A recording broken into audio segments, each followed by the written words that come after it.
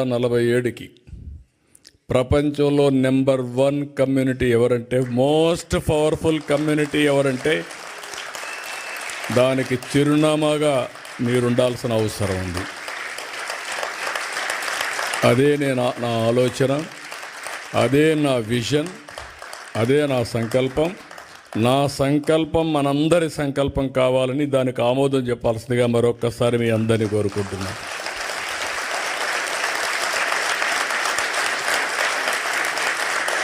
ఒక వ్యవసాయం చేసే కుటుంబం నుంచి వచ్చాం. ఏమీ లేకుండా కూలి చేసుకున్న కుటుంబాల నుంచి వచ్చాం. ఈరోజు ప్రపంచం ఎక్కడ పోయినా అక్కడ రాణించే పరిస్థితికి వచ్చాం. ఈ స్థాయి నుంచి ఇంకొక స్థాయికి పోవడం పెద్ద కష్టం కాదు. ఇది మీరు దృష్టిలో పెట్టుకోండి. అదే సమయంలో నేను దీని నెట్వర్కింగ్ కూడా ఐఎమ్ వెరీ హ్యాపీ. ఇప్పుడు కొన్ని ఎగ్జాంపుల్స్ కూడా మన వాళ్ళు చెప్పారు. నేను ఆ రోజు చూశాను, మీ బలం చూశాను. ఉక్రెయిన్ వార్ డిక్లేర్ చేశారు. డిక్లేర్ చేస్తే ఏం చేయాలని ఆలోచించాం. గవర్నమెంట్ పట్టించుకోవడం లేదు.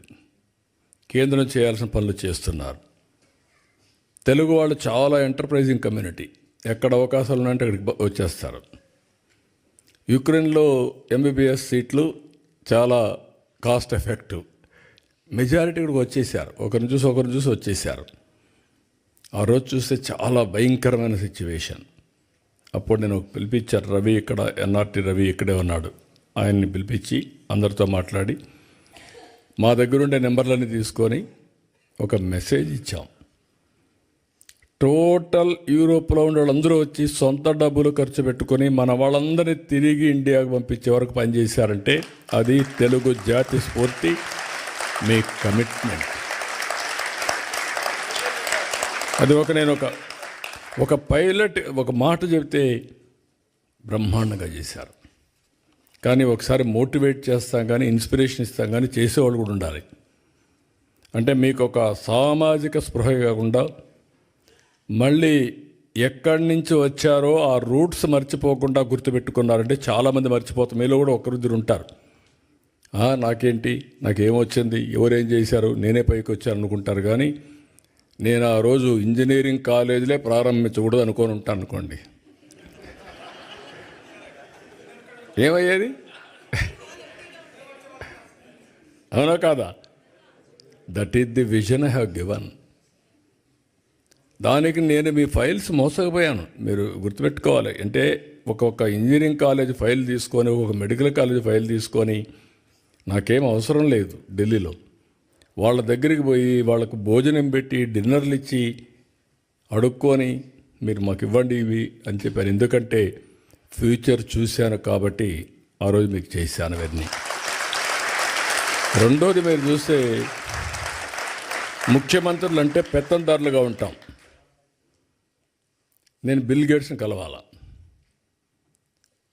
నేను ఫోన్ చేసి అడిగాను అంబాసిడర్ని, chief minister, I want to meet him అని. ఆయన ఎవరిని కలవడం లేదండి, మిమ్మల్ని కూడా కలవడు, రాజకీయ నాయకులతో నాకేం పని లేదంటున్నాడు అన్నారు. లేదు, నాకు పని ఉంది ఆయనతో, ఒక 10 నిమిషాలు ఇమ్మనండి అన్న. సరే, అవసరమైతే మీరు రండి, కాక్టైల్ పార్టీ ఉంది, అందులో జాయిన్ కామన్నారు.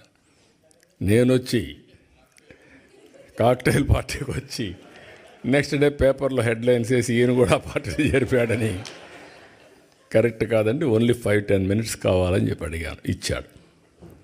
దానికి 3 రోజులు ప్రిపేర్ అయ్యాను. ప్రిపేర్ అయ్యి విజన్ డాక్యుమెంట్ విజన్ చేసి ఒకటే మాట చెప్పాను నేను ఆయనకి. నా దగ్గర కూర్చున్నాడు ఇదే మరిగా. 5 మినిట్స్ అన్నారు. నేను స్టార్ట్ చేస్తే ఆయన ఇంకేమీ అబ్జెక్షన్ చేయలేదు. 45 మినిట్స్ వి స్పెంట్. అప్పుడు నేను విజన్ ఇచ్చాను. What is India, what is the strength of India in technology అని. ఈ ఎంటైర్ లగ్డ్ విత్ మీ. నేనేం చేయాలి మీకు అన్నాడు. మీరు ఏమీ చేయక్కర్లేదు, మీ మైక్రోసాఫ్ట్ కంపెనీ హైదరాబాద్లో పెట్టమని అడిగా ఆ రోజు. అప్పట్లో ఎవరు అడగరు, ఓన్లీ సియాటల్లో ఉంది. ఎందుకంటే మైక్రోసాఫ్ట్ వస్తే ప్రపంచం అంతా అనుకుంటారు హైదరాబాద్లో ఏమీ లేకపోతే వచ్చాడు మైక్రోసాఫ్ట్ పెట్టాడని చెప్పి. అన్ని కంపెనీలు వస్తాయి. ఫ్లాగ్షిప్ కంపెనీ అని చెప్పి ప్రయత్నం చేశాను, జయప్రదమయ్యాను.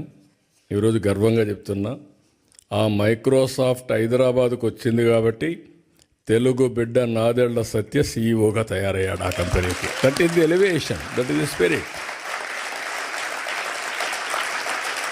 ఇది ఒక్కొక్కరికి కోరికలు పుడతా ఉంటాయి. నేను ఇంజనీరింగ్ కాలేజీలు కడితే ఎవ్రీ రెవెన్యూ డివిజన్లో ఆ engineering college building biggest building.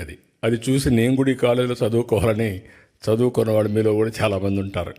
అలాంటి స్ఫూర్తిదాయకమైన కాలేజీలు మనం కట్టాము, అన్ని లాభాలు వచ్చాయి. ఇప్పుడు నేను మిమ్మల్ని కోరేది ఏంటంటే, ఇక్కడి నుంచి నెక్స్ట్ స్టెప్కు మనం వెళ్దాం. ఇప్పుడే లోకేష్ గారు చెప్పినట్టు overseas manpower company Andhra Pradesh, Sita శర్మని ఒక అమ్మాయిని తీసుకొచ్చి సీఈఓగా పెట్టారు. స్ట్రెంగ్తన్ చేస్తాం.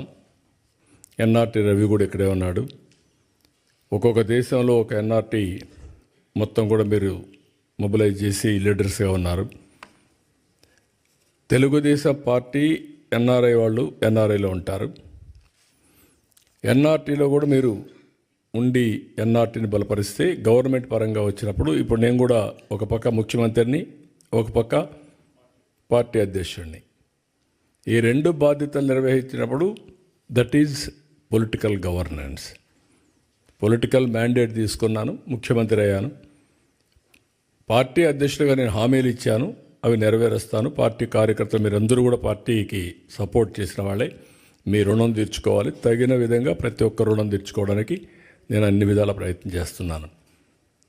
అది వచ్చినప్పుడు ఎన్ఆర్టీ ఉంటుంది, ఎన్ఆర్ఐ ఉంటుంది. మూడోది, ఈ రెండు చేసిన తర్వాత ఏ విధంగా మిమ్మల్ని ప్రమోట్ చేయాలని ప్లానింగ్ చేయాలి, ఎంపవర్ చేయడానికి. ఎప్పుడు కూడా నిరంతరం ఒక పని జరిగిందంటే ఆ పని చూసుకొని మీరు ఆనందపడిపోతే మీరు అక్కడే ఉంటారు. తూతూగా అంటే ఇన్ ది సెన్స్, ఒక అవకాశం వచ్చింది, ఉపయోగించుకున్నారు, అక్కడికే సాటిస్ఫై అయితే కరెక్ట్ కాదు. అట్లా కాకుండా మనం పవర్ఫుల్ కమ్యూనిటీ, పవర్ఫుల్